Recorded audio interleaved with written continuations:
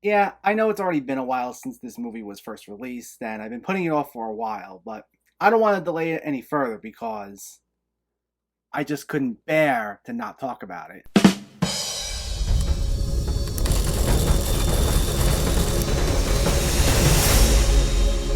What's going on, everyone? Welcome back to my channel. Today we're talking about a newer release, The Unbearable Weight of Massive Talent. Before we begin, let me know in the comments what your thoughts on this movie were, if you already saw it, or if you are planning on seeing it, and make sure to hit that thumbs up button if you like these reviews, as it helps me out immensely by getting my content out there. And if you're new here, I hope you consider hitting that subscribe button so you can stay up to date with more movie-related content on a near daily basis. But let's not waste any more time and let's talk about The Unbearable Weight of Massive Talent. This stars Nicolas Cage as Nick Cage, who channels his iconic characters as he's caught between a superfan, played by Pedro Pascal, and a CIA agent played by Tiffany Haddish. That's the official synopsis for this, though I wouldn't say that's 100% accurate, as you don't really see Cage redo any of his famous roles here. Now, I heard that may have actually been cut, which is kind of a shame since I would have loved to have seen that.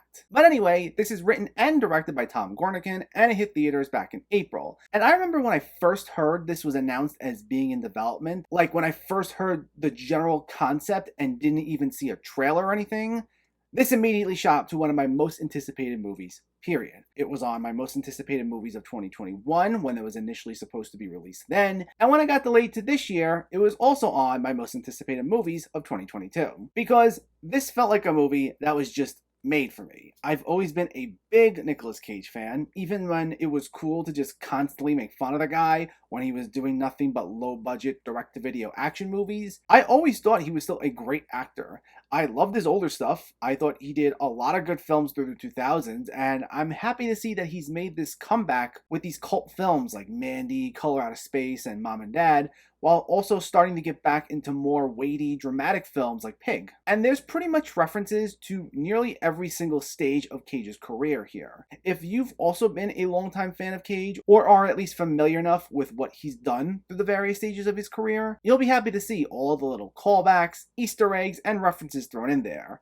There are some very obvious references, like people fawning over Con Air, but there are also plenty of subtle moments as well, such as a reference to the way Cage said a certain line in a previous movie, and it makes for a loving tribute to Cage's career as a whole. But this is essentially the personification of how everyone views Nicolas Cage. He might be playing quote-unquote himself here, but this is himself more like the internet's version of himself. He's essentially portrayed as if the Nicolas Cage we know from the movies, who screams and yells and has some of the most bizarre line deliveries, was one and the same as the real Nicolas Cage. And while that makes him essentially a walking cartoon character, it still works, and it made for such an enjoyable time. I had an absolute blast with this movie. I didn't quite love it on the exact level I was expecting to, but for the most part, this did live up to my expectations, and it's easily one of the best comedies of the year so far. The biggest ongoing joke with Cage himself throughout the movie is that he wants to retire and he's trying to view the world with a better sense of maturity. But he also routinely gets these visions where a de-aged Cage plays a younger version of himself called Nicky Cage, looking like something out of Wild at Heart or Vampire's Kiss, and this is the most extreme version of himself where he plays into nearly all the wacky memes and jokes we make about him, and he keeps bugging the older Cage to relive his glory days. Those moments would be a lot of fun, and all throughout these sequences of Cage re-examining his life, we explore the relationship with his ex-wife, played by his not actual ex-wife Sharon Horgan, as well as his daughter, played by Alessandra Mastronardi. And this subplot gave the film a heartfelt edge without taking away too much from the zaniness of the rest of the film, making for a nice tonal balance. But where this film ultimately shines is the exploration of the relationship between Cage and Pedro Pascal as superfan Javi. Now, I knew Cage himself would be hilarious here, and I was expecting to walk into this liking Pascal as well because he's a great actor who I've grown to enjoy more and more. But I was not expecting to love Pascal just as much as Cage here. Like, he was just as good, if not sometimes better than Cage, as someone who essentially tries buying his friendship and also wants him to read this script he wrote for him. And he'll test out lines during some of the worst possible moments. But then the two actually do become friends, and they form this huge bromance that was just absolutely hilarious. Like, I was laughing out loud multiple times hard for just the sheer ridiculousness of some of these exchanges. And sometimes what they say wouldn't even be inherently funny, but the way Cage and Pascal would deliver their lines and play off of one another, that would be what makes it so funny. Like, I now need more movies where it's the two of them paired up. Their chemistry easily made for one of my favorite on-screen duos in a movie all year. That being said though, while I thoroughly enjoyed the film, there is one part of the movie that prevented me from enjoying it quite on the level I thought I'd love it. Like, going in, I thought there might actually be a chance this would be guaranteed top 10 of the year.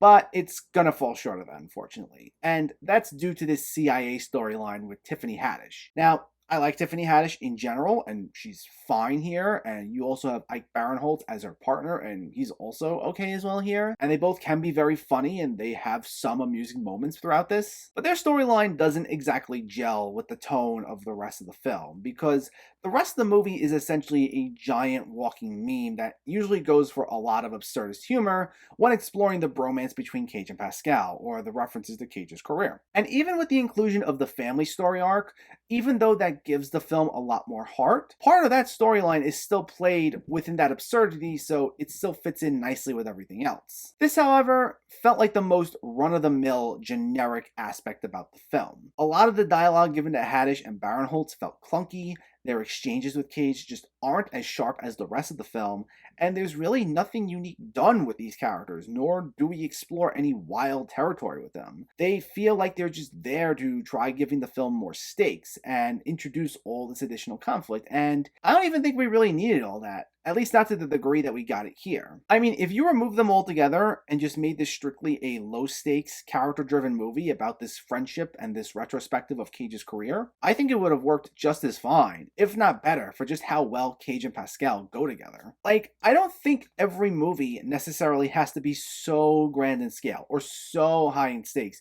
to completely work. And sometimes a film trying to be more ambitious and grander in scale can be to its detriment, as it winds up biting off more than it can chew. And sometimes a film can be completely low stakes the entire time, but be so entertaining that it still works. And this is an example where it would have been beneficial had it gone down that route. Now, there were some funny moments between Cage and Pascal that resulted from this secret agent storyline, but not enough to justify the fairly by-the-numbers territory we head in, especially by the third act, where it almost felt like it became the thing it was parodying. So I think the movie would have benefited from removing that storyline altogether, and it would have just been a strict buddy comedy. Now, the inclusion of the storyline doesn't derail the entire movie for me, and as a whole, I still really enjoyed it. It's definitely one of the better movies I've seen this year so far, but I think it could have still improved things had it reworked this one subplot, because then it would have been even better.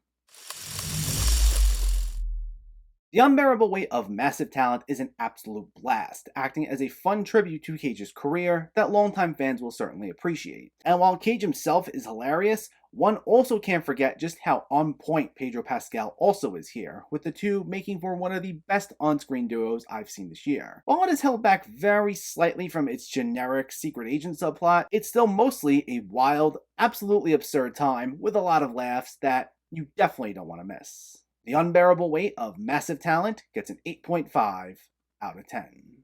So let me know, did you see The Unbearable Weight of Massive Talent, or are you planning to see it, and what were your thoughts? Did this live up to all the hype for you, and what's your favorite Nicolas Cage movie? Let me know in the comments below so we can discuss. Also, if you enjoyed this video, please give it a like and share it, and for more movie reviews and film discussion, please make sure to hit that subscribe button to stay updated. Thanks for watching everyone, and keep having fun with film.